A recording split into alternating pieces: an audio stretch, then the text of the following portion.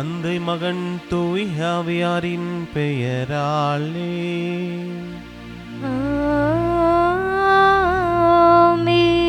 நம் ஆண்டவராகிய இயேசு கிறிஸ்துவின் அருளும் கடவுளின் அன்பும் தூய் ஆவியாரின் நட்புறவும் உங்கள் அனைவரோடும் இருப்பதாக.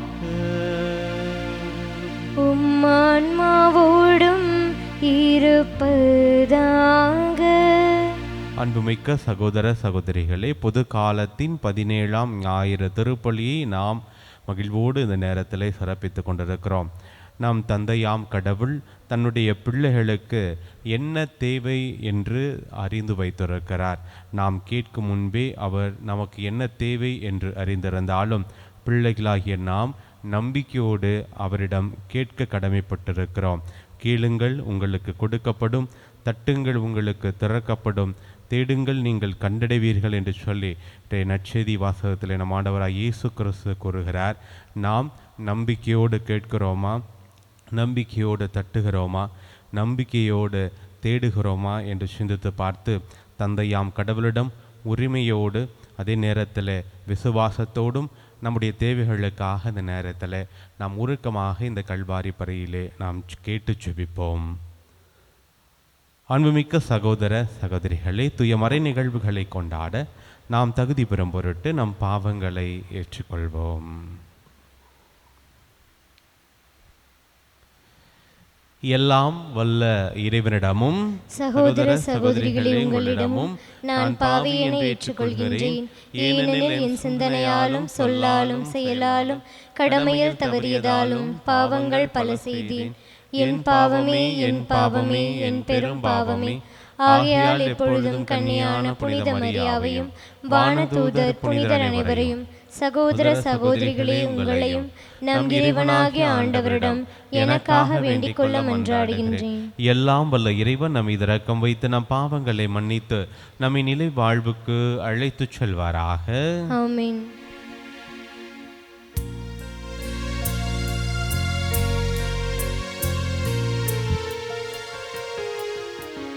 ஆண்டவரே இரக்கமாயிரும். ஆண்டவரே இரக்கமாயிரும். கிறிஸ்துவே இரக்கமாயிரும். கிறிஸ்துவே இரக்கமாயிரும். ஆண்டவரே இரக்கமாயிரும். ஆண்டவரே இரக்கமாயிரும்.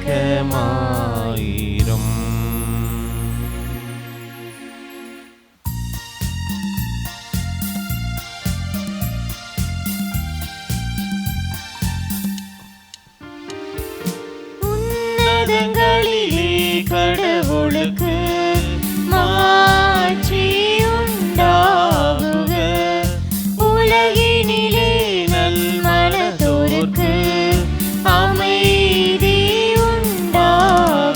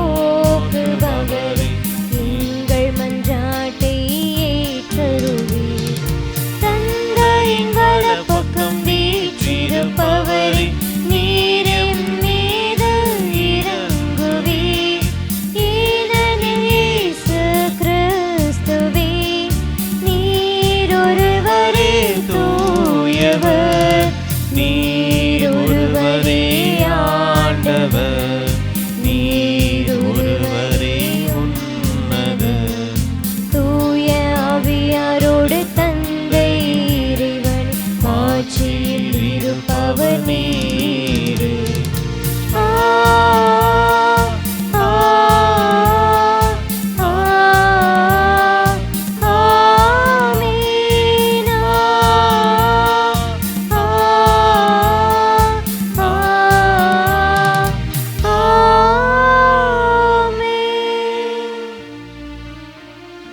ஜெபிப்போமாக. உம்மை எதிர்நோக்கி இருப்போரை பாதுகாப்பவரான இறைவா, உம்மால் அன்றி ஆற்றல் வாய்ந்ததும் புனிதமானதும் எதுவுமில்லை. எங்கள் மீது உமது இரக்கத்தை மென்மேலும் பொழிவதால் உம்மை எங்கள் தலைவராகவும் வழிகாட்டியாகவும் ஏற்றுக்கொண்டு நிலையானவற்றை நாங்கள் இப்போதே பற்றி கொள்ள நிலையற்ற இன்றைய நன்மைகளை பயன்படுத்த செய்வீராக. உமோடு தூய ஆவியின் ஒன்றிப்பில் இறைவனாய் என்றென்றும் வாழ்ந்து ஆட்சி செய்கின்ற எங்கள் ஆண்டவராகிய இயேசு கிறிஸ்து வழியாக உம்மை மன்றாடுகின்றோம்.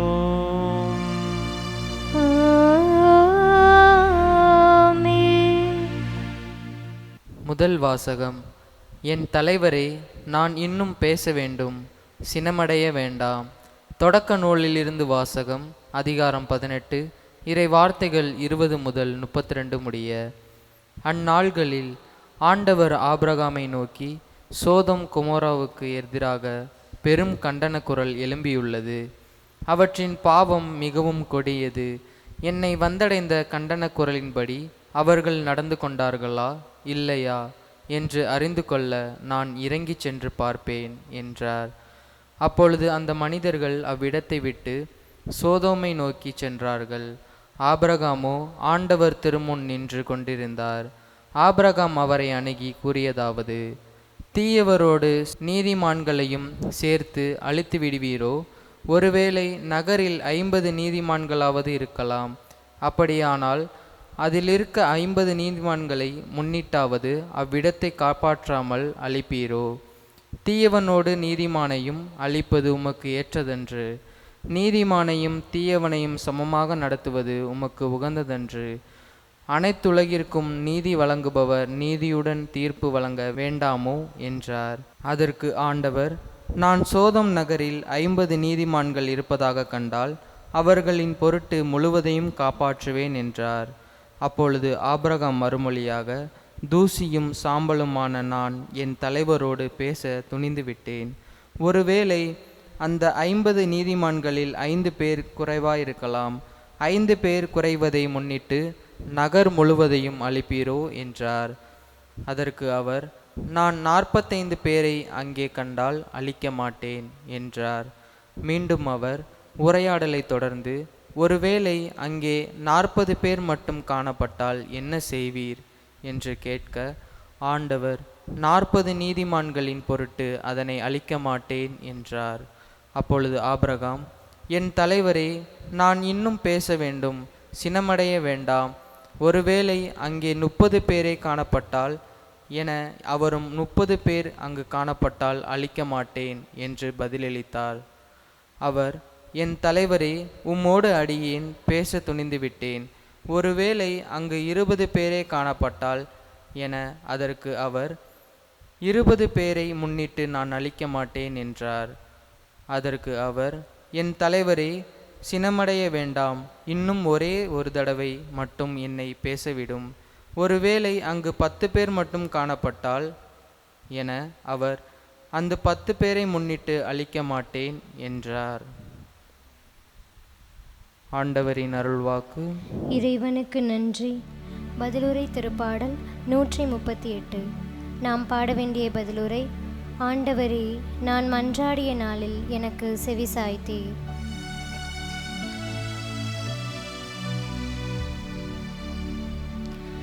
ஆண்டவரே,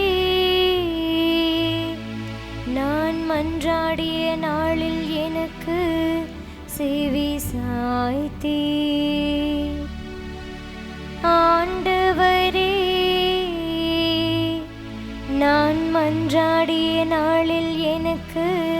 செவி சாய்த்தீர். ஆண்டவரே, என் முழு மனதுடன் உமக்கு நன்றி செலுத்துவே. தெய்வங்கள் முன்னிலையில் உம்மை புகழ்வே. உம் திருக்கோவிலை நோக்கி திரும்பி உம்மை தாழ்பணிவே. ஆண்டவரே, நான் மன்றாடிய நாளில் எனக்கு செவி சாய்த்தீர். உம் பேரன்பையும் உண்மையையும் முன்னிட்டு உமது பெயருக்கு நன்றி செலுத்துவே. ஏனெனில் அனைத்திற்கும் மேலாக உம் பெயரையும் உம் வாக்கையும் மேன்மையுற செய்துள்ளீர். நான் மன்றாடிய நாளில் எனக்கு செவி சாய்த்தீர். என் மனதிற்கு வலிமை அளித்தீர். ஆண்டவரே, நான் மன்றாடிய நாளில் எனக்கு செவி சாய்த்தீர். ஆண்டவரே, உம் உன்னதத்தில் உறைபவர், எனினும் நலிந்தோரை கண்ணோக்குகின்றீர். ஆனால் செருக்குற்றோரை தொலையில் இருந்து அறிந்து கொள்கின்றீர். நான் துன்பத்தின் நடுவில் நடந்தாலும் என் உயிரை காக்கின்றீர்.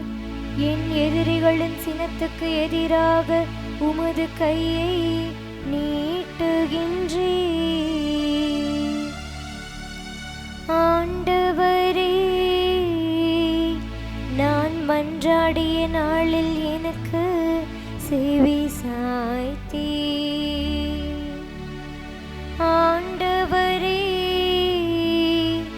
நான் மன்றாடிய நாளில் எனக்கு செவி சாய்த்தீர். இரண்டாம் வாசகம். கடவுள் உங்களை அவரோடு உயிர் பெற செய்தார். திருத்தூதர் பவுல் கொலோசேருக்கு எழுதிய திருமுகத்திலிருந்து வாசகம். அதிகாரம் 2, இறை வார்த்தைகள் 12 முதல் 14 முடிய. சகோதரர் சகோதரிகளே, நீங்கள் திருமுழுக்கு பெற்றபோது கிறிஸ்துவோடு அடக்கம் செய்யப்பட்டீர்கள்.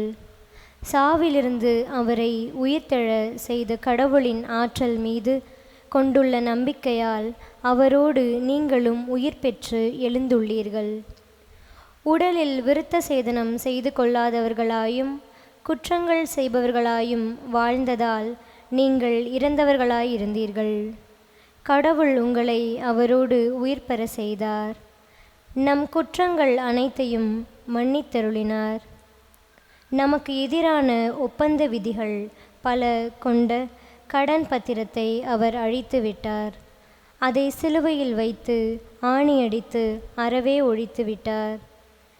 ஆண்டவரின் அருள்வாக்கு. இறைவனுக்கு நன்றி.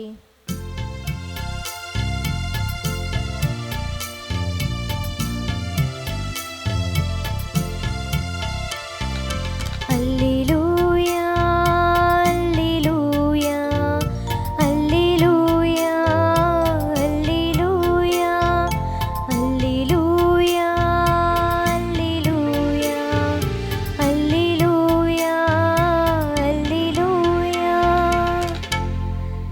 பிள்ளைகளுக்கு உரிய மனப்பான்மையை பெற்று கொண்டீர்கள். அதனால் நாம் அப்பா தந்தையே என அழைக்கிறோம். அல்லேலூயா, அல்லேலூயா, அல்லேலூயா, அல்லேலூயா, அல்லேலூயா.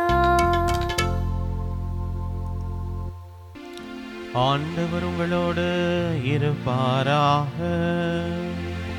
உம்மான்மாவோடும் இருப்பாராக.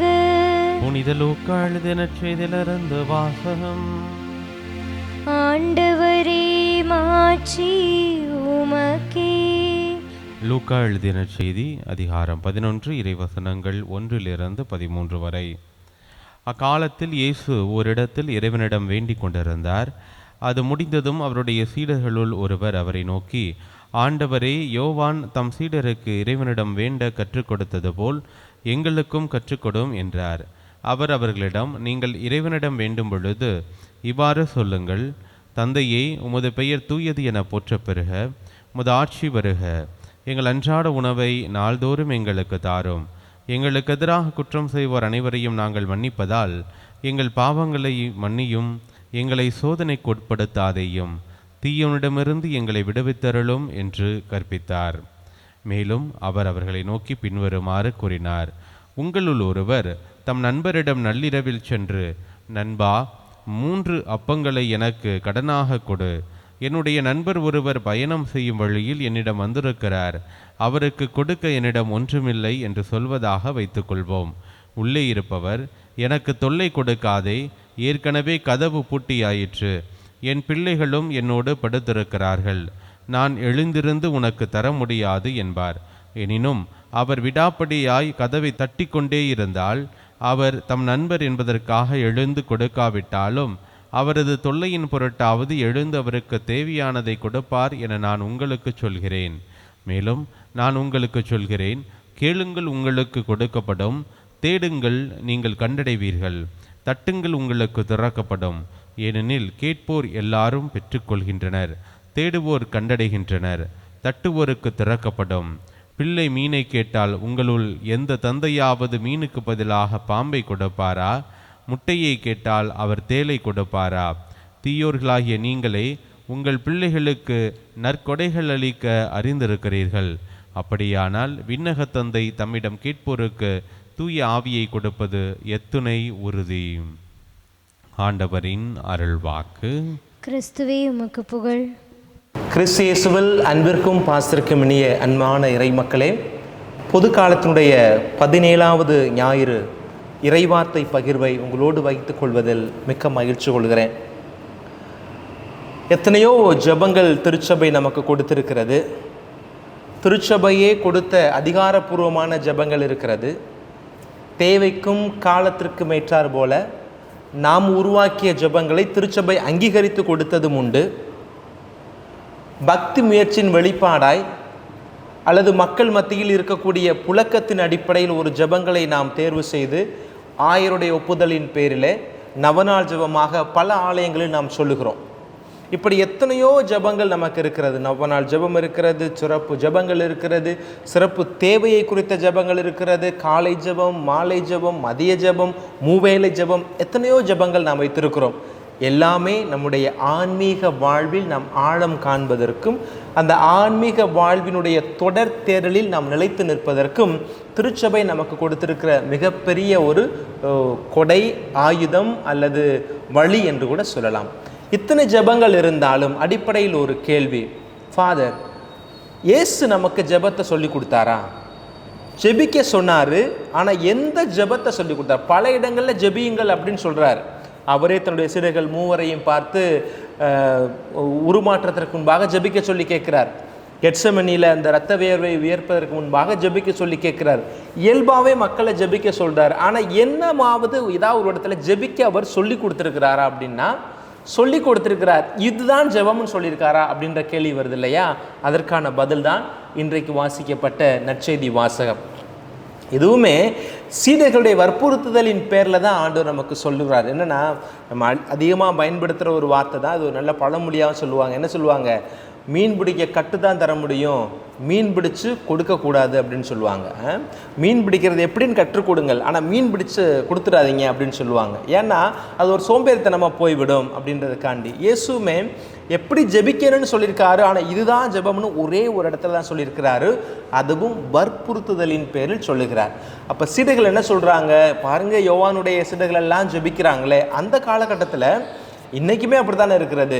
வாய் விட்டு ஜெபத்தை சொல்லி ஜெபிக்கிற பொழுது அவங்களுக்கு என்னமோ ஜெப வல்லமை அதிகமாக இருக்கிறது போல ஒரு பார்வை இன்றைக்கு இருக்கிறது போல் அன்றைக்குமே இருந்திருக்கிறது. அப்போ அன்றைக்கு இருக்கிறது போல தான் இன்றைக்கி இருந்திருக்குது அப்படின்னு சொல்லலாம். அப்போது யோவானுடைய சீடர்கள் இயேசுவை போல பல சீடர்களை கொண்டிருந்த எத்தனையோ குருக்கள் இருந்த காலகட்டத்தில் அவர்களெல்லாம் ஜெபிக்கிற பொழுது இயேசுடைய சீடர்கள் அடுத்தவங்களுடைய வாயை பார்க்குற மாதிரியே இருக்குது. என்னதான் வல்லமை இயேசுவுக்கு இருந்தாலும் இவருடைய பெயரும் புகழும் ஊரெல்லாம் பரவி இருந்தாலும் அவருடைய சீடர் என்பதை இவர்கள் எப்படி வெளிக்காட்ட முடியும்? எந்த நேரம் புதுமை செஞ்சுக்கிட்டே இருக்க முடியாது இல்லையா? அப்போ தான் கேட்குறாங்க, எங்களுக்கு எப்படி ஜெபிக்கிறதுன்னு சொல்லி கொடுங்க ஆண்டவரே அப்படின் போது இயேசு ரொம்ப எளிமையான அருமையான பொருள் அதிகம் கொண்ட ஒரு ஜெபத்தை சொல்லி கொடுக்கிறார். அது காலத்திற்கும் அழியாத ஒரு ஜெபமாக இன்றைக்கு வரை இருக்கிறதற்கு காரணம் அது இயேசு கற்றுக் கொடுத்த ஜெபம். விண்ணுலகில் இருக்கிற எங்கள் தந்தையே, உமது பெயர் தூயது என போற்றப்படுக, உமது ஆட்சி வருக, உமது திருவுளம் விண்ணுலகில் நிறைவேறுவது போல மண்ணுலகிலும் நிறைவேறுக. இதுவரை இருக்கிற ஒரு பகுதி எப்படி இருக்கும் அப்படின்னு பார்த்தீங்கன்னா, ஆண்டவரை புகழ்வது போல அந்த விண்ணக சம்மாசனத்தை கனவு காண்டு கொண்டிருக்கிற ஒரு ஆன்மாவினுடைய ஏக்கத்தை போல தான் இந்த முதல் பகுதி அமைந்திருக்கும். உம்முடைய சித்தம் விண்ணுலகில் நிறைவேறுவது போல மண்ணுலகிலும் நிறைவேறணும் அப்படின்னா கடவுளுடைய சித்தத்தை நாம் புகழ்கிறோம், அவருடைய விண்ணக அரியணையை வியந்து பாடுகிறோம், ஆண்டவருடைய அந்த அரசு எப்பேற்பட்ட அரசாக இருக்கும் என்பதை கற்பனையினால் உச்சி முகர்ந்து நாம் அதை அனுபவித்து ஆண்டவருக்கு நன்றி சொல்லுகிறோம். ஆராதனையாய் ஸ்துதியாய் புகழாய் நிற்கிறது முதல் பகுதியாக இருக்கிற ஆண்டவர் கற்றுக் கொடுத்த ஜெபம். அப்போ இந்த முதல் பகுதி எப்படி இருக்கிறது? நமக்கு சொல்லுகிற செய்தி என்ன? ஜெபம் என்பது ஆராதனையையும் நன்றியையும் புகழ்ச்சியையும் முன்னிறுத்தக்கூடியதாக இருக்க வேண்டும் என்பதுதான் முதல் செய்தி. ரெண்டாவது பாருங்களேன், ஆக்சுவலாக பார்த்தீங்கன்னா இந்த மத்தேயு நற்செய்தியில் இருக்கிற இதே பகுதிக்கும் லூக்கா நற்செய்தியில் இருக்கிற கொஞ்சம் வித்தியாசம் இருக்கிறது. மத்தேயு நற்செய்தியில் மழைப்பொழிவினுடைய தொடர்ச்சியாக அது மழைப்பொழிவு செய்திக்குள்ளே வரும். அதுதான் நம்ம முறையாக பயன்படுத்தக்கூடிய ஆலயத்தில் சொல்லுகிற அந்த ஜெபத்தினுடைய முழு வடிவம். ஆனால் லூக்கா நற்செய்தியில் அந்த சாரம் இருக்கும், ஆனால் ஒரு சில வார்த்தைகள் விடுபட்டிருக்கலாம் அல்லது வார்த்தைகளில் கொஞ்சம் வித்தியாசம் இருப்பதை நீங்கள் காண முடியும். இதில் இந்த லூக்கா நற்செய்தியில் இந்த கற்றுக் கொடுத்த ஜெபத்தை முடித்த பிறகு ஒரு உவமை வருகிறது. அந்த உவமைக்கான விளக்கமும் பின்பகுதியாக நம்மை தொடர்ந்து தேடி வருகிறது அப்படின்னு நம்ம பார்க்குறோம். இங்கே இந்த ரெண்டாவது பகுதியை பாருங்களேன். முதல் பகுதி சொன்னது போல புகழும் ஆராதனையும் புகழ்ச்சியுமாக இருக்கிறது. இந்த ரெண்டாவது பகுதி, எங்கள் அன்றாட உணவை இன்று எங்களுக்கு தாரும், எங்களுக்கு எதிராக குற்றம் செய்பவர்களை, நம்ம தீமை செய்தவர்களை பாவம் செய்தவர்களை அப்படின்லாம் வைத்திருந்தோம், இப்போ மாற்றிக்கொண்டே இருக்கிறாங்கன்னு வச்சுக்கோங்களேன். குற்றம் செய்பவர்களை நாங்கள் மன்னிப்பது போல எங்கள் பாவங்களை மன்னியும், எங்களை சோதனைக்கு உட்படுத்தாதையும் தீமையிலிருந்து எங்களை விடுவித்தருளும். இது என்ன ஃபாதர், நாங்கள் ரெகுலராக சொல்கிற ஜெபம் தானே, நீங்கள் அப்படியே கொஞ்சம் அழுத்தம் திருத்தமாக கொஞ்சம் தெளிவாக விளக்கமாக கொஞ்சம் மெதுவாக நீங்கள் வாசிச்சிட்டிங்கன்னா அர்த்தம் மாறப்போகிறதா அப்படின்னு நீங்கள் கேட்கலாம். உண்மைதான், ரெகுலராக நம்ம தினமும் சொல்லுகிறோம். ஆனால் இப்போ நான் ஒரு விளக்கம் சொன்னதுக்கப்புறம் ஓ ஃபாதர் இப்படி இருக்கிறதா அப்படின்னு நீங்களே கேட்பீங்க. என்னது? எங்கள் அன்றாட உணவை இன்று எங்களுக்கு தாரும். இது நிகழ்காலத்தை குறித்து காட்டக்கூடிய ஒரு சொல். அன்றாட உணவு நம்ம டெய்லி நம்ம சாப்பிட்றோம் இல்லையா, வேளை சாப்பிடுகிறோம். இது அன்றாட உணவு என்பது ப்ரெசன்ட் டென்ஸ், நிகழ்காலத்தை குறித்து நம் ஆண்டவரிடம் ஜெபிக்கிறோம். அப்போது நிகழ்கால தேவைகளை நிறைவேற்றக்கூடியவர் ஆண்டவர். ரெண்டாவது என்ன சொல்கிறோம்? எங்களுக்கு எதிராக செய்த குற்றங்களை நாங்கள் மன்னித்தது போல மன்னிச்சிட்டோம். அப்போ பாஸ்ட் டென்ஸ், மன்னித்தது போல எங்கள் குற்றங்களை மன்னியும். அப்போது இந்த இரண்டாவது பகுதியினுடைய இரண்டாவது அடியானது இறந்த காலத்தை சொல்லக்கூடியதாக இருக்கிறது. நான் மன்னித்தது போல நான் மன்னிச்சிட்டேன் ஆண்டவரே, நிகழ்காலத்தில் நீங்கள் என்னை மன்னிங்க அப்படின்னு சொல்கிறது. மூன்றாவது பாருங்க, என்னை சோதனைக்கு உட்படுத்தாதையும் தீமையிலிருந்து எங்களை விடுவித்தரலும். அப்படின்னா தீமை எனக்கு வர இருக்கிறது, அந்த தீமையிலிருந்து என்னை விடுவியும். வரப்போகிற ஒன்று அது எதிர்காலத்தை சொல்லுகிறது. the future of the tense, future tense, எதிர்காலத்தில் வரப்போகிற ஒன்றிலிருந்து என்னை காத்தருளும். அப்படின்னா இந்த கர்த்தர் கற்றுக் கொடுத்த ஜெபம் என்று சொல்லப்படக்கூடிய இறைவேண்டலில் இரண்டாவது பகுதியில் வருகிற தேவையை குறித்து நமக்கான தேவைகளை ஜெபிக்கிற பொழுது ஆண்டவர் நமக்கு சொல்லுகிற செய்தி, முக்காலமும் தொடர்ந்து நிற்கிற என்னிடம் ஜெபிக்கிற பொழுது காலத்தின் கட்டுக்குள் நான் உங்களை ஆசீர்வதிப்பேன் என்று சொல்லுகிறார். அன்றாட உணவு, அன்றாடம் என்ற வார்த்தை சொல்லிவிட்டது, அது டெய்லி ஈவெண்ட். மன்னித்தது போல அது கடந்த கால நிகழ்வாய் போகிறது. என்னை காப்பாற்றுங்கள் என்று சொல்லுகிற பொழுது எதிர்காலத்தை குறித்து நிற்கிறது. அப்படின்னா முக்காலமும் கடந்து நிற்பவர் ஆண்டவர் என்பதை இந்த இறைவேண்டல் ஜெபமானது நமக்கு சொல்லுகிறது. இரண்டாவது அதில் என்ன இருக்குதுன்னா, 2 விதமான உணவை குறித்து சொல்லப்பட்டிருக்கிறது. ஒன்று என்ன, எல்லாருக்கும் தெரிந்தது, எங்கள் அன்றாட உணவை இன்று எங்களுக்கு தாரும். எனக்கு இன்றைக்கு நான் வாழ்வதற்கு, என் ஆன்மாவை தாங்கி நிற்கிற இந்த உடலை, என்னுடைய இருத்தலுக்கு அடையாளமாக இருக்கக்கூடிய மாற்றல் பாடி என்று சொல்லப்படக்கூடிய இந்த உடலின் இயக்கத்திற்கு தேவையான உணவை ஆண்டவரை நீர் அன்று எனக்கு தாரும் அப்படின்னு நம்ம கேட்கிறோம். அன்றாட உணவு. ஆண்டவரும் அன்றாட உணவு தருவதில் ஆர்வம் கொண்டிருக்கிறார். அங்கே போய் மோசேட மக்கள் போய் முறையிடுறாங்க, நாங்கள் பாலைவனத்தில் வந்து சாகிறதுக்காக கூட்டிகிட்டு வந்த எகிப்தில் இருந்தாலும் எங்களுக்கு 3 வேளை சோறு கிடச்சிருக்குமே அப்படின்னு சொல்லுகிற பொழுது ஆண்டவர் மோசேவுக்கு கொடுத்த வார்த்தை என்ன, ஒவ்வொரு நாளும் மன்னா பொழியப்படும், அவரவர் தேவைக்கானதை மட்டும் எடுத்துக்கொள்ளுங்கள் அப்படின்னு தான் முதல் வார்த்தையாகவே சொல்கிறார். இன்னைக்கு தேவையானதை மாத்திரம் இன்னைக்கு எடுத்து சாப்பிட சொல்லு அப்படின்னா, அன்றாடம் என்னுடைய பிள்ளைகள் என்னை அண்டி நிற்க வேண்டும், அப்போதுதான் அகந்தை மேலோங்காது, அப்போதுதான் ஈகோ தலை தூக்காது என்பதற்காக ஆண்டவர் அந்த வார்த்தையை சொன்னார். இயேசுவும் அதே வார்த்தை தான் சொல்றாரு, அன்றாட உணவை எங்களுக்கு தாரும் அப்படின்னு சொல்லி கேளுங்க. தின உணவு தான் இன்றைக்கு அவசியமானது, உடலுக்கானது, அதை கேளுங்கள். அப்போது என்ன சொல்லப்படுதுன்னா, கடவுளிடம் போகிற பொழுது நாம் வந்து நமக்கு கேட்குறதே வேணான்ற மாதிரி தான் ஆண்டவர் சொல்கிறாரு. அன்னன்னைக்குரிய மாத்திரம் கேளுன்னு. நம்மளே நம்முடைய ஃப்யூச்சருக்கு கேட்குறோம், அதையும் கடந்து நம்ம பிள்ளைகளுடைய ஃப்யூச்சருக்காக நம்ம கேட்குறோம், நம்முடைய பிள்ளைகளுடைய எதிர்காலத்திற்காகவும் வேண்டக்கூடியவர்களாக நாம் இருக்கிறோம். அப்படின்னா நமக்கு ஆண்டவர் சொல்லுகிற வார்த்தை, அன்றாட தேவைகளை ஆண்டவருக்கு முன்பாக எடுத்து வை, அதற்கான பதில் உமக்கு உடனடியாக கிடைக்கும். இரண்டாவது உணவு எதை குறிக்கிறது என்றால், அது ஆன்மாவிற்கான உணவு. ஆன்மாவிற்கான உணவு என்ன? ஆன்மா உணவு உண்ணுகிறதா? ஆன்மாவுக்கான நியூட்ரிஷன், புரதச்சத்து அல்லது வந்து இரும்பு சத்து, தாது சத்துக்கள்லாம் கொண்ட உணவை நம்ம ஆன்மாவுக்கு கொடுக்கணும்னா இல்லை. ஆன்மாவுக்கான உணவு மன்னிப்பு. அந்த மன்னிப்பு நாம் கொடுக்கிற பொழுது அந்த ஆன்மா பலமடைகிறது, அது ஆண்டவரிடம் வந்து பெறுகிற பொழுது ரெட்டிப்பாய் அது பெருகுகிறது. அப்போது மன்னிப்பை ஆன்மாவிற்கான உணவாக ஆண்டவர் இந்த இடத்துல நமக்கு அடையாளப்படுத்தி காட்டுகிறார். இந்த 2 உணவையும் உள்ளடக்கியது தான் இந்த ஜெபம்.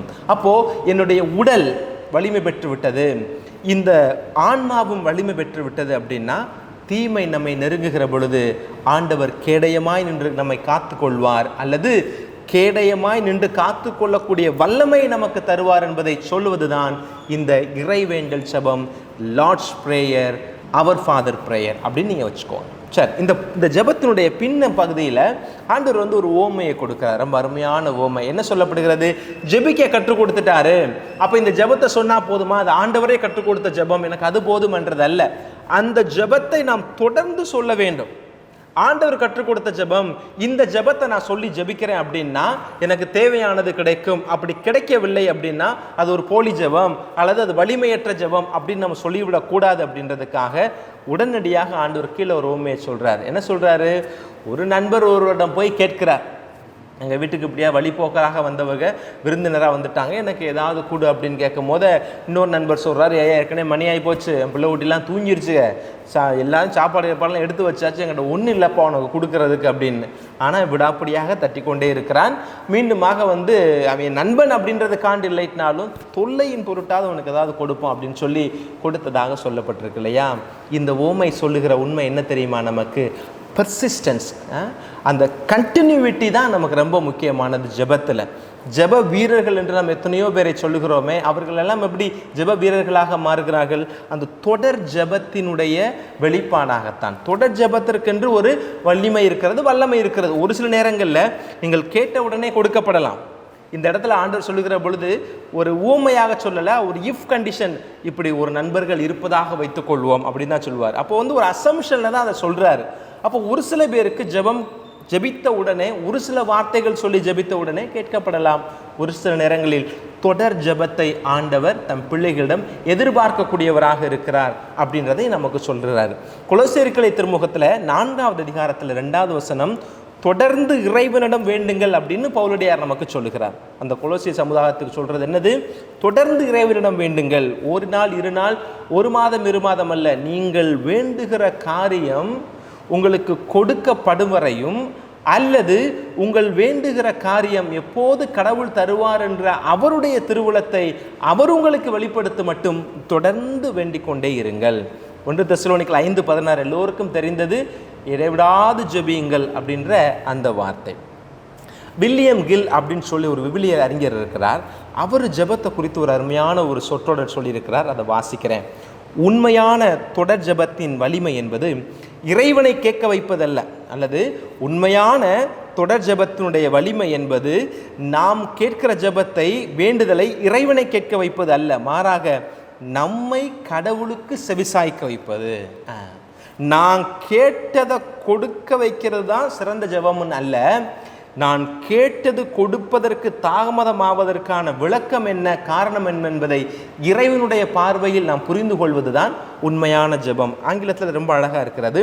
The value of persistent prayer is not that God will hear us, but that we will finally hear God.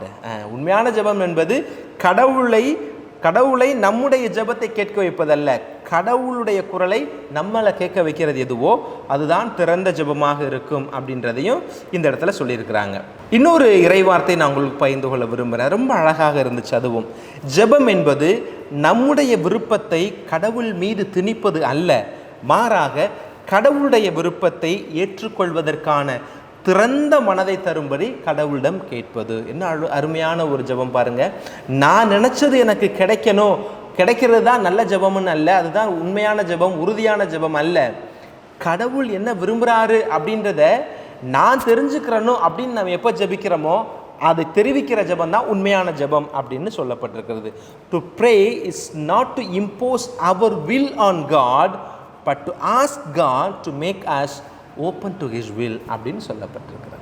இந்த கர்த்தர் கற்பித்த ஜெபத்தை அகுஸ்தினார் எப்படி சொல்கிறார் தெரியுமா?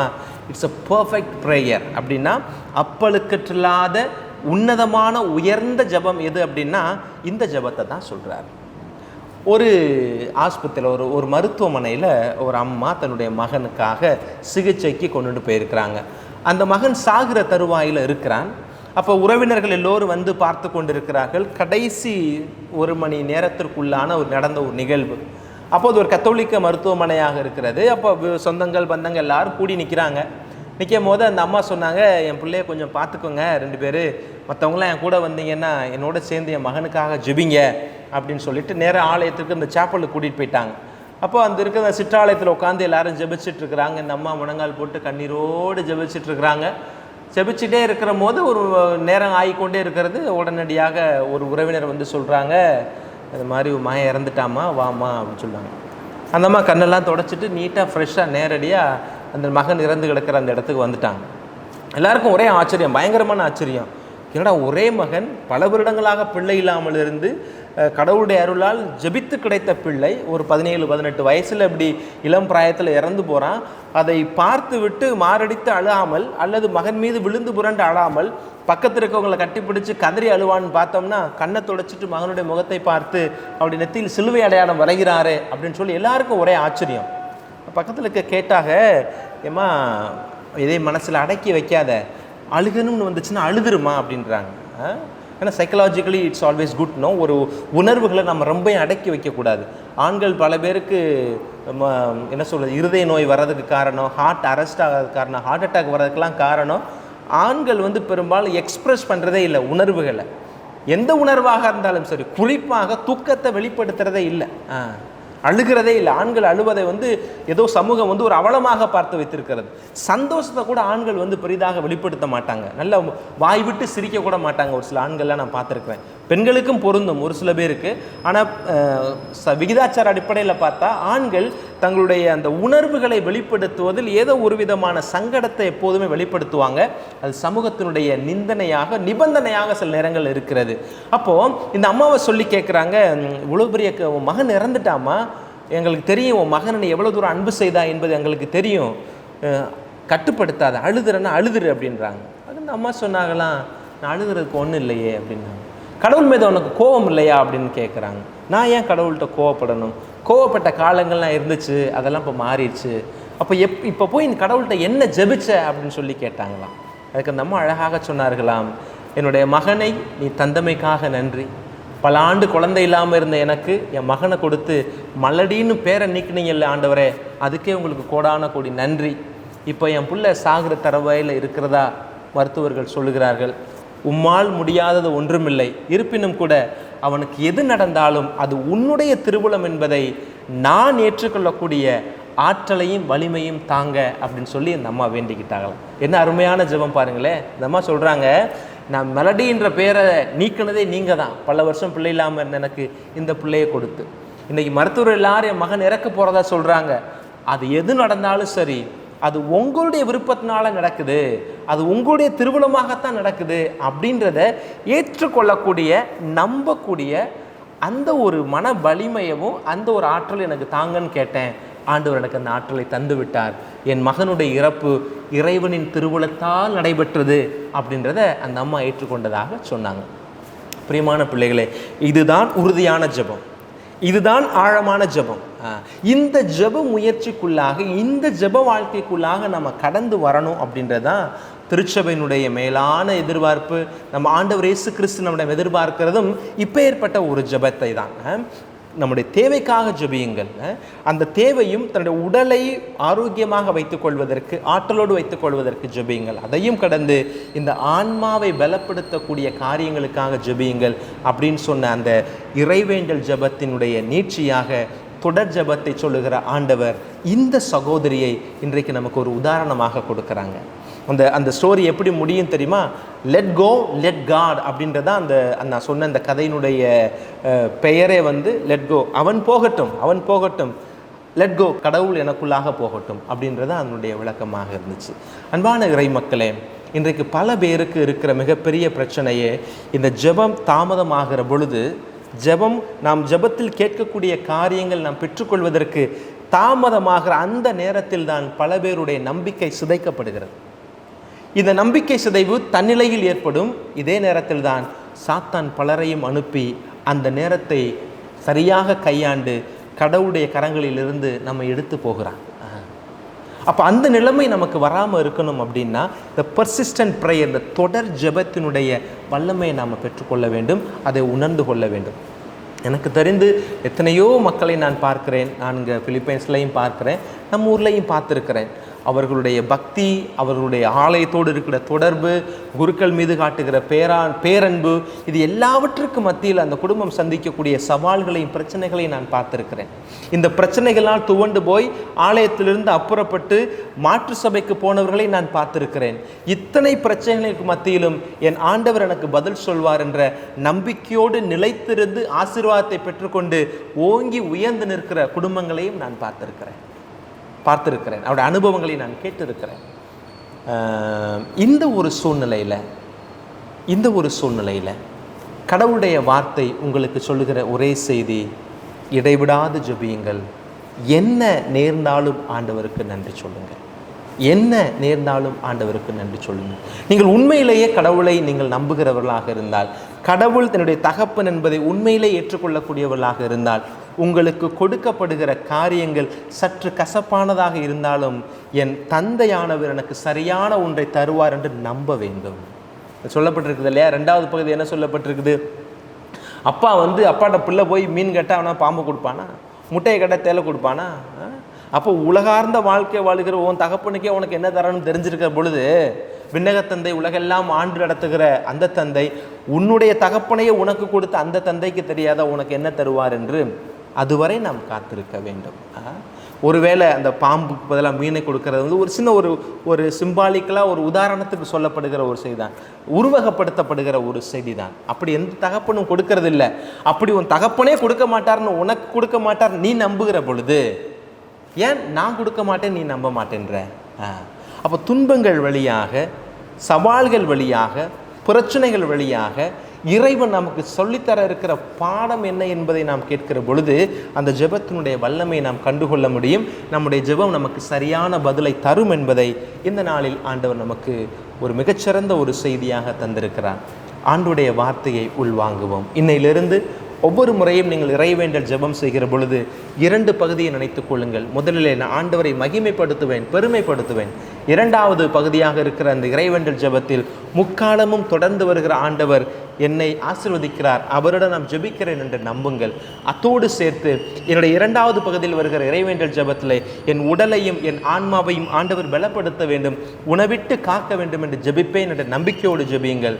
அந்த ஜெபத்தை தொடர் ஜெபமாய் மாற்றுகிற பொழுது நான் சொன்ன இந்த சகோதரனுடைய அந்த ஆன்மீகத்தினுடைய உச்ச நிலையை நம் ஒவ்வொருவராலும் கண்டுகொள்ள முடியும் என்கிற ஆசீர்வாதத்தோடு இந்த நாளிலே இறை வார்த்தையை உங்களோடு பகிர்ந்து கொள்கிறேன். ஆண்டவர் நம் ஒவ்வொருவரையும் ஆசீர்வதிப்பார். ஆராதனை வலையொலியின் வாயிலாக இந்த இறை செய்தியை கேட்கிற நீங்களும் உங்கள் குடும்பங்களும் தொடர்ந்து ஆசீர்வதிக்கப்படும்படியாகவும், நீங்கள் தொடர் ஜெபத்தினுடைய வல்லமையை பெற்றுக்கொள்ளும்படியாகவும், இந்த தொடர் ஜெபத்தினுடைய நீட்சியை எங்கள் குடும்பங்களிலே பகிர்ந்து கொள்ள வேண்டும் என்றும் நாங்கள் வேண்டுகிறோம். உங்களுக்காக ஜெபிக்கிறோம். ஆமேன். அனைவரும் இணைந்து நம்முடைய நம்பிக்கையை அறிக்கையிடுவோம்.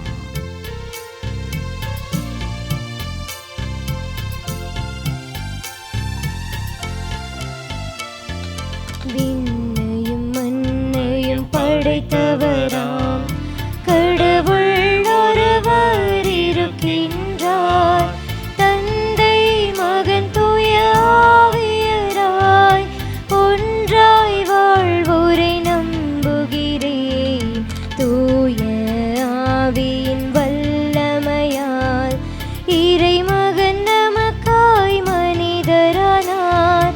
கன்னி மரியிடம் பிறந்தவராம் இயேசுவை உறுதியாய் நம்புகிறேன். பிலாத்துவின் ஆட்சியில் பாடுபட்டார், சிலுவையில் இறந்து அடக்கப்பட்டார்.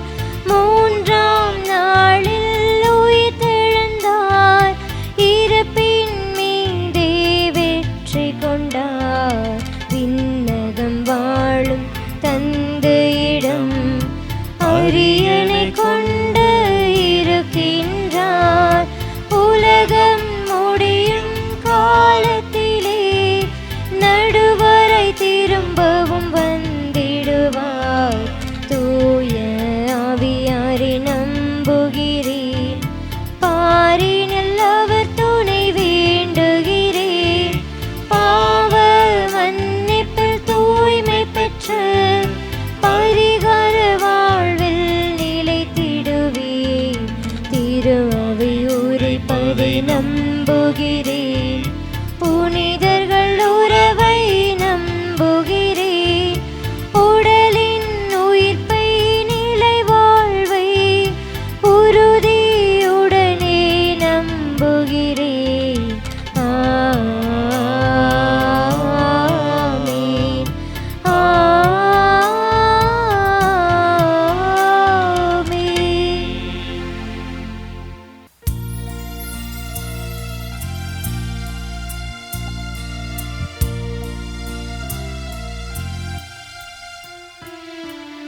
உலக ஆசைகள்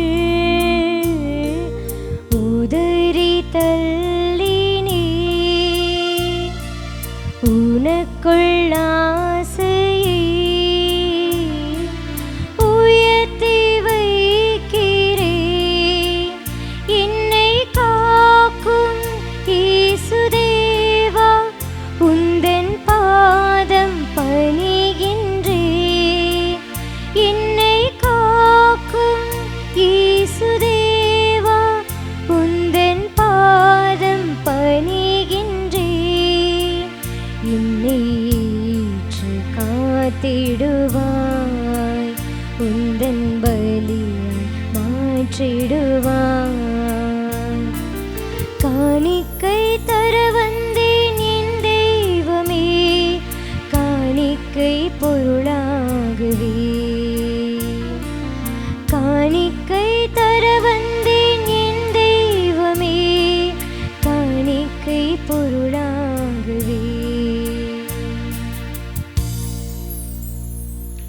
அன்புமிக்க சகோதர சகோதரிகளை, என்னுடையதும் உங்களுடையதுமான இப்பலி எல்லாம் வல்ல தந்தையாகிய இறைவனுக்கு ஏற்றதாகும்படி மன்றாடுங்கள். ஆண்டவர் தமது பெயரின் புகழ்ச்சிக்காகவும் மாட்சிக்காகவும் நமது நன்மைக்காகவும் புனித திரு அவை அனைத்தின் நலனுக்காகவும் உமது கையிலிருந்து இப்பலியை ஏற்றுக்கொள்வாராக.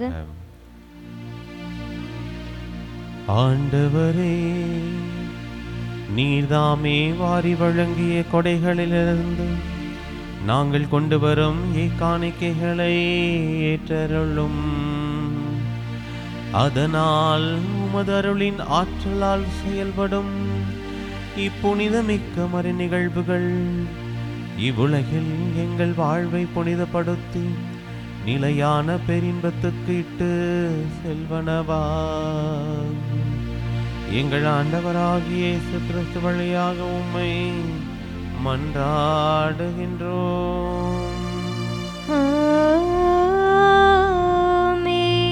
ஆண்டவர் உங்களோடு இருப்பாராக. உம்மான்மாவோடும் இருப்பாராக.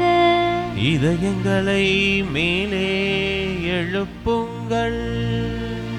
ஆண்டவரிடம் எழுப்பியுள்ளோம். நம் இறைவனாகிய ஆண்டவருக்கு நன்றி கூறுவோம்.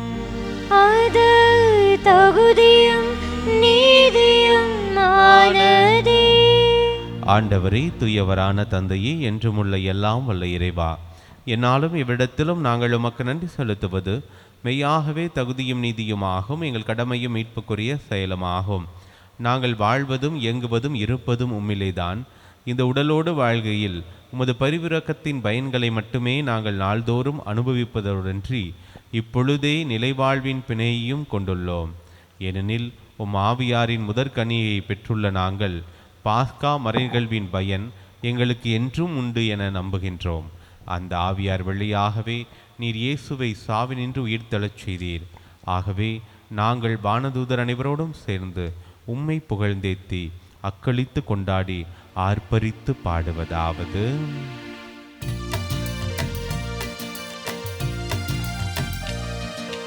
தூயவர் தூயவர் தூயவர் வான்படைகளின் கடவுளாம் ஆண்டவர். விண்ணகமும் மண்ணகமும் உமது மாட்சியால் நிறைந்துள்ளன. உன்னதங்களிலே ஓசன்னா, உன்னதங்களிலே ஓசன்னா. ஆண்டவர் பெயரால் வருகிறவர் ஆசி பெற்றவர். உன்னதங்களிலே ஓசன்னா, உன்னதங்களிலே ஓசன்னா.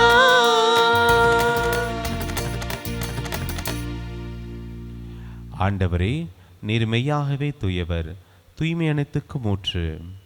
ஆகவே உம்முடைய ஆவியை பொழிந்து இக்காணிக்கைகளை தூய்மைப்படுத்த உம்மை வேண்டுகின்றோம். இவ்வாறு எங்கள் ஆண்டவர் இயேசு கிறிஸ்துவின் உடலும் இரத்தமுமாக எங்களுக்கு வை மாறுவனவாக.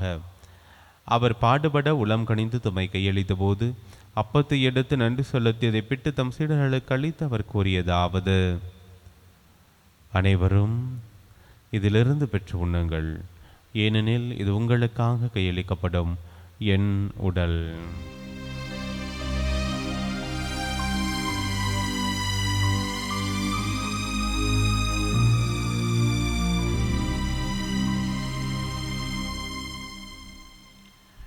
அவனமே இரவு விருந்தை அருந்திய பின் கிண்ணத்தையும் எடுத்து மீண்டும் உமக்கு நன்றி கூறி தம் சீடர்களுக்கு அளித்து அவர் கூறியதாவது: அனைவரும் இதிலிருந்து பெற்று பருகுங்கள், ஏனெனில் இது புதிய நிலையான உடன்படிக்கைக்குரிய இரத்தத்தின் கிண்ணம். இது பாவ மன்னிப்புக்கென்று உங்களுக்காகவும் பலருக்காகவும் சிந்தப்படும். இதை என் நினைவாக செய்யுங்கள்.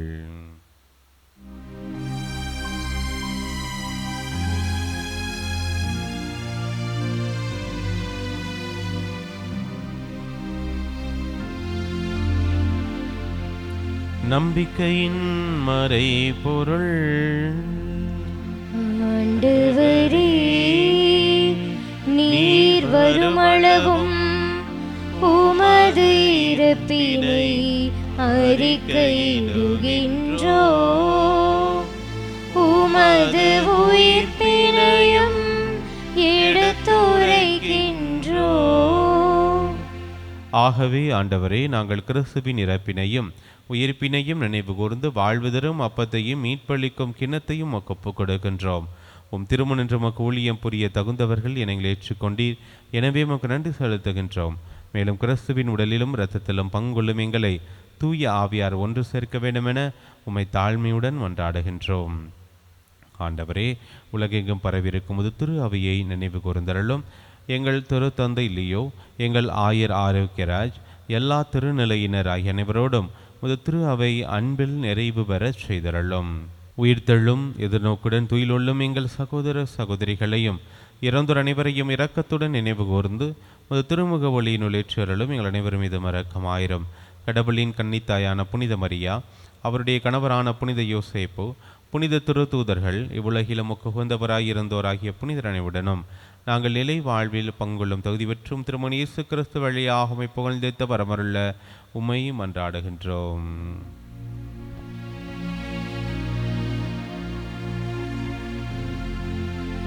இவர் வழியாக இவரோடு இவரில் எல்லாம் வல்ல இறைவனாகிய தந்தையே, தூய ஆவியாரின் ஒன்றிப்பில் எல்லா புகழும் மாட்சியும் என்றென்றும் உமக்கு உரியதே.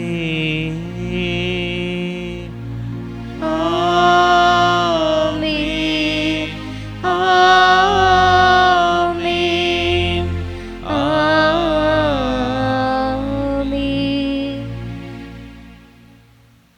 மீட்பரின் கட்டளையால் கற்பிக்கப்பட்டு இறை படிப்பினையால் பயிற்சி பெற்று நாம் துணிந்து சொல்வோம். விண்ணுலகில் இருக்கின்ற எங்கள் தந்தையே, உமது பெயர் தூயது என போற்ற பெறுக. உமது ஆட்சி வருக. உமது திருவுளம் விண்ணுலகில் நிறைவேறுவது போல மண்ணுலகிலும் நிறைவேறுக. எங்கள் அன்றாட உணவை இன்று எங்களுக்கு தாரும். எங்களுக்கு எதிராக குற்றம் செய்வோரை நாங்கள் மன்னிப்பது போல எங்கள் குற்றங்களை மன்னியும். எங்களை சோதனைக்கு உட்படுத்தாதேயும், தீமையிலிருந்து எங்களை விடுவித்தருளும். ஆண்டவரே, தீமை அனைத்திலிருந்தும் எங்களை விடுவித்து எங்கள் வாழ்நாளில் அமைதியை கனிவுடனர்களும் மன்றாடுகின்றோம். உமது இரக்கத்தின் உதவியால் நாங்கள் பாவத்திலிருந்து எப்போது விடுதலை பெற்று யாதொரு கலக்கமின்றி நலமாயிருப்போமாக. நாங்கள் எதிர்நோக்கியிருக்கும் பெரின்பத்துக்காகவும் எம் மீட்பராகிய இயேசு கிறிஸ்துவின் வருகைக்காகவும் காத்திருக்கின்றோம். ஏனெனில் ஆட்சியும் வல்லமையும் மாட்சியும் என்றென்றும் உமதே. ஆண்டவரே இயேசு கிறிஸ்துவே, அமைதியை உங்களுக்கு விட்டுச் செல்கின்றேன், என் அமைதியையே உங்களுக்கு அளிக்கின்றேன் என்றும் திருத்தூதர்களுக்கு மொழிந்தீரே. எங்கள் பாவங்களை பாராமல் முது திரு அவையின் நம்பிக்கையை கண்ணோக்கி முது திருவுளத்திற்கு ஏற்பதற்கு அமைதியும் ஒற்றுமையும் அளித்தருள்வீராக. என்றென்றும் வாழ்ந்து ஆட்சி செய்கின்றவர் நீரே.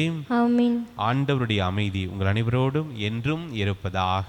உம் ஆன்மாவோடும் இருப்பதாக. ஒருவருக்கொருவர் ஆண்டவருடைய அமைதியை மகிழ்ச்சியோடு பகிர்ந்து கொள்வோம்.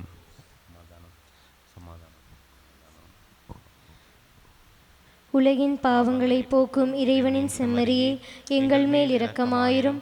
உலகின் பாவங்களை போக்கும் இறைவனின் செம்மறியே, எங்கள் மேல் இரக்கமாயிரும். உலகின் பாவங்களை போக்கும் இறைவனின் செம்மறியே, எங்களுக்கு அமைதியை அளித்தருளும். உட்கொள்ளும் திருள்ளம் திறத்தமை திருப்பக்கம் தன்னை கொள்ளாக்காமல் பெருவிற்கு தன் மனதுக்கும் உடலுக்கும் பாதுகாப்பும் நலமளிக்கும் வருமந்தாகவும் இருப்பனவாக. இதோ இறைவனின் செம்மறி, இவரை உலகின் பாவங்களை போக்குபவர். செம்மறியின் விருந்துக்கு அழைக்க பெற்றோர் பேறு பெற்றோர். ஆண்டவரே, நீர் என் நிலத்தில் எழுந்தருள நான் தகுதியற்றவள். ஆனால் ஒரு வார்த்தை மட்டும் சொல்லியருளும், எனது ஆன்மா நலமடையும். ஆசை திருவிருந்துக்கான மன்றாட்டு. ஆண்டவரே, நீர் என் இல்லத்தில் எழுந்தருள நான் தகுதியற்றவள். ஆனால் ஒரு வார்த்தை மட்டும் சொல்லியருளும் என்று நூற்றுவர் தலைவன் ஜெபித்தது போல நாங்களும் இப்போது உம் திருப்பாதம் பணிந்து வேண்டுகிறோம். இனிய இயேசுவே, நாங்கள் தகுதியற்றவர்களாய் இருந்தாலும் எங்கள் தகுதியின்மையை பாராமல் நீர் எங்கள் உள்ளங்களில் எழுந்து வாரும். உம் அன்பிலும் அருளிலும் நாங்கள் நிலைத்திருக்க எம்முள் எழுந்து வாரும். நன்மை செய்வதில் ஆர்வமுள்ளவர்களாய் தீமைகள் அனைத்திலிருந்தும் விடுதலை பெற்றவர்களாய் வாழவும் எங்களை வழிநடத்த வாரும். எல்லா நலன்களாலும் வளங்களாலும் எங்களை நிரப்ப வாரும். ஆமேன். நன்றி கூறி மன்றாடுவோமாக. ஆண்டவரே, உம் திருமகனுடைய பாடுகளின் நிலையான நினைவாகிய இத்திருவுணவை உட்கொண்ட நாங்கள் உம்மை வேண்டுகின்றோம். இவ்வாறு சொல்லற்கரிய அன்பினால் அவரே எங்களுக்கு அளித்துள்ள இக்கொடை எங்கள் மீட்புக்கு பயன்பட அருள்வீராக. என்று வாழ்ந்தாட்சி செய்கின்றவர் வழியாக உம்மை மன்றாடுகின்றோம்.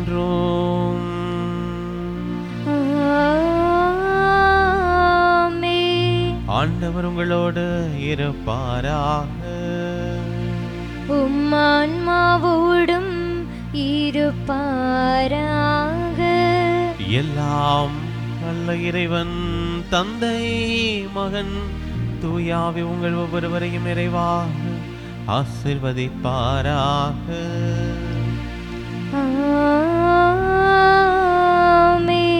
சென்று வாருங்கள், திருப்பலி நிறைவேறிற்று.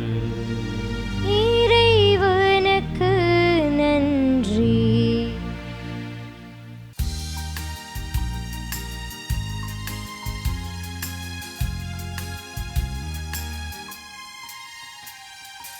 உயிர்கள் யாவும் வாழ நல் உலகை படைத்ததால், உறவு வாழ்வில் வளர நம் உள்ளம் உறைந்ததால், நிஜங்கள் யாவும் நிலைக்க நற்செய்தி தந்ததால், நிழல்கள் துன்பம் மறைய திருவிருந்தை அழித்ததால், பகிர்ந்து வாழ்வில் வளர நல் மனதை கொடுத்ததால், பரம அன்பில் வாழ அருள் வரங்கள் பொழிந்ததால், நன்றி என்று பாடுவேன் இனிய தேவனே.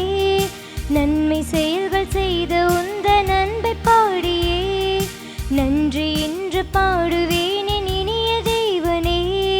நன்மை செயல்கள் செய்த உந்தன் அன்பை பாடியே. கோடி நன்றி பாட்டு பாடுவே. காலமெல்லாம் வாழ்த்து கூறுவே. கோடி நன்றி பாட்டு பாடுவே. காலமெல்லாம் வாழ்த்து கூறுவே. நன்றி என்று பாடுவேன் இனிய தேவனே. நன்மை செயல்கள் செய்த உந்தன் அன்பை பாடியே. தந்தை மகன் தூய ஆவியாரின் பெயராலே ஆமேன்.